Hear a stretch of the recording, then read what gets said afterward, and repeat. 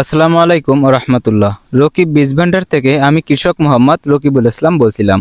দর্শক বন্ধু, যারা করলা চাষ করতে আগ্রহী, তো আপনি কি জানেন বর্তমান সময়ে করলা চাষ করার জন্য সর্বোচ্চ ফলনশীল সর্বোচ্চ করলার জাত কোনটি? যদি আপনি না জেনে থাকেন তাহলে এই ভিডিওটা কন্টিনিউ দেখেন। কোনো কোম্পানির স্পন্সর ছাড়া, জাস্ট আমার 11 বছর কৃষির অভিজ্ঞতা থেকে, করলা চাষবাসের অভিজ্ঞতা থেকে, একজন বড় পরিসরের বীজ ব্যবসায়ী হিসেবে আমি আপনাদেরকে জানিয়ে দেব বর্তমান সময়ে চাষ করার জন্য সর্বোচ্চ ফলনশীল করলার জাত কোনটি।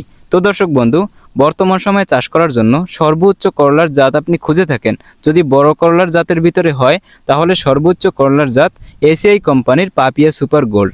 হ্যাঁ দর্শক বন্ধু, এসিআই কোম্পানির পাপিয়া সুপার গোল্ডের থেকে বর্তমান সময়ে অন্য কোনো জাত এর উপরে টক্কর দিয়ে যাবে এমন জাত আমি দেখিনি, এমন জাত এখনো পর্যন্ত আবিষ্কার হয়নি। এসিআই কোম্পানির পাপিয়া সুপার গোল্ডের সাথে গত বছর 10টা কোম্পানির সর্বোচ্চ ফলনশীল 10টি জাত, সেই জাতগুলো যদিও বলা যাবে না, এটা আসলে বলা ঠিক না, 10টি কোম্পানির 10টি সর্বোচ্চ জাতের সাথে আমি প্রতিযোগিতামূলক চাষ করছিলাম। সেখানে পাপিয়া সুপার গোল্ড সর্বোচ্চ ফলন দিছিল এবং অনেক বেশি পরিমাণে ফলন দিছিল, একটা গাছেও কোনো ভাইরাস হয় নাই। তাছাড়া আমি কিন্তু বড় পরিসরে পাপিয়া সুপার গোল্ড করলা কিন্তু চাষ করে থাকি।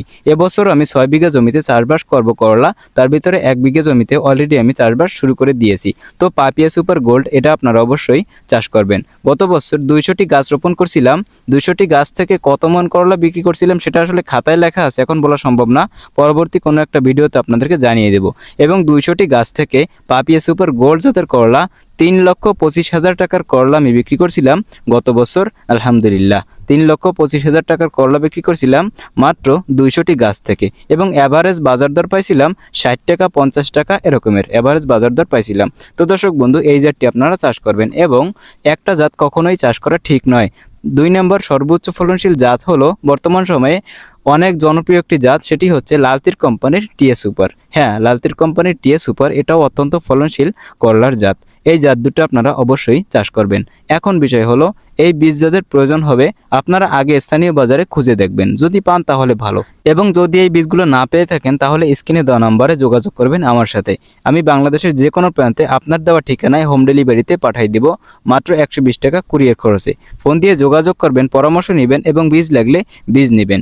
দর্শক বন্ধু, ভালো বীজ ছাড়া কখনোই কিন্তু ভালো ফসল আশা করা যায় না, সেটা যে কোনো সবজির ক্ষেত্রে, করলার ক্ষেত্রেও তার ব্যতিক্রম নয়। অবশ্যই ভালো জাত নির্ণয় করতে আপনারা ভুলবেন না।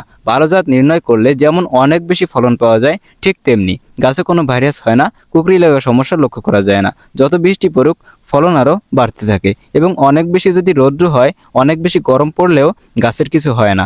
এজন্য অবশ্যই ভালো জাত নির্বাচন করা ছাড়া কোনো কৃষক কিন্তু স্বাবলম্বী হতে পারবে না। তো অবশ্যই ভালো জাত নির্বাচন করবেন, টিএ সুপার এবং পাপিয়া সুপার জাতের করলা আপনারা চাষ করবেন। আমি 11 বছর ধরে করলা সহ বিভিন্ন ধরনের সবজি চাষবাস করে আসতেছি। আমি টোটাল প্রত্যেক বছর 35 থেকে 36 বিঘা জমিতে আমি সবজি চাষাবাদ করে থাকি। পাশাপাশি বড় পরিসরে আমার কিন্তু বীজের ব্যবসা রয়েছে পাইকারি পরিসরে। তো এই জন্য হচ্ছে আপনাদেরকে পরামর্শ দিলাম কোনো কোম্পানির স্পন্সর ছাড়া। এবং যারা ছোট করলার জাতগুলো চাষ করবেন তারা কোন জাত চাষ করবেন? ছোট করলার জাতের ভিতরে সব থেকে ভালো মানের জাত হচ্ছে সাকাতা কোম্পানির আলিশা জাতের করলা। এর থেকে ভালো করলার জাত কিন্তু হতে পারে না। সাকাতা কোম্পানির আলিশা এটা আপনারা চাষ করবেন যারা ছোট করলা চাষ করতে চাচ্ছেন। এবং আর একটা সর্বোচ্চ ফলনশীল করলার জাত, সেটি হচ্ছে বন্ধন সিড কোম্পানির নবাব। এই দুটি জাতের সমন্বয়ে আপনারা চাষ করবেন। এবং যারা মাঝারি সাইজের করলা চাষ করবেন তারা মালিক সিড কোম্পানির চাষ করবেন হচ্ছে আপন জাতের করলা, এটা মাঝারি সাইজের হয়ে থাকে। এই জাতগুলো আপনারা চাষ করবেন কোনো কোম্পানির স্পন্সর ছাড়া, জাস্ট আপনাদের পরামর্শের জন্য। এই ধরনের জাতের কথা আমি আপনাদেরকে বলে দিলাম। এর থেকে ভালো জাত বর্তমান সময়ে কিন্তু আর একটা হতে পারে না। দীর্ঘ অনেক বছর রেজাল্টের পরে, দীর্ঘ অনেক বছর চাষবাসের পরে আপনাদেরকে কিন্তু এই পরামর্শগুলো আমি দিলাম একজন কৃষক হিসেবে। তো এটা আপনারা মাথায় রাখবেন। যাদের বীজ লাগবে স্ক্রিনে দেওয়া নম্বরে আপনারা যোগাযোগ করবেন, এবং বিভিন্ন ধরনের পরামর্শ জানার জন্য আপনারা যোগাযোগ করবেন। আর অবশ্যই করলা চাষ এই সময় আপনারা শুরু করবেন। করলা চাষ অত্যন্ত লাভজনক একটি সবজি চাষ বর্তমান সময়ের জন্য। করলা চাষ করলে দাম নিয়ে কিন্তু আপনাদের কোনো টেনশন করতে হবে না। বর্তমান সময়ে করলা চাষ করলে ভালো দামে সেই করলাগুলো বিক্রি করতে সক্ষম হবেন। এবং বড় জাতের করলাগুলো চাষ করলে প্রত্যেকটা গাছ থেকে অ্যাভারেজ 15 থেকে 16 কেজি ফলন পাওয়া সম্ভব, এবং ছোট জাত 6 থেকে 7 কেজি পর্যন্ত ফলন পাওয়া সম্ভব হয়ে থাকবে। তো করলা কিভাবে চাষ করতে হয়, কখন কি কীটনাশক দিতে হয়, কখন কি সার দিতে হয়, কিভাবে রোপণ করবেন, এই সম্পর্কে আমি নেক্সট আরেকটা ভিডিও আপলোড করব। ভিডিও পাওয়ার জন্য চ্যানেলটি সাবস্ক্রাইব করে পাশে থাকবেন। ভালো থাকবেন, সুস্থ থাকবেন, আর বীজ নিতে নির্ভয়ে যোগাযোগ করবেন। আপনাদের ঠিকানায় বীজগুলো আমি পাঠিয়ে দেবো হোম ডেলিভারিতে। আসসালামু আলাইকুম ওয়া রাহমাতুল্লাহ।